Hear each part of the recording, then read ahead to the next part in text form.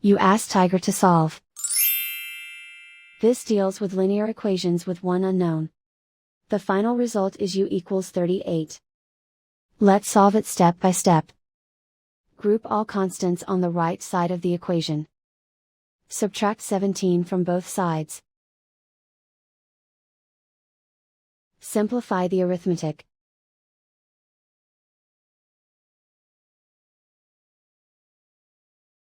Isolate the u. Multiply both sides by 2. Group like terms. Multiply the coefficients. Simplify the fraction. Simplify the arithmetic. And so the final result is u equals 38.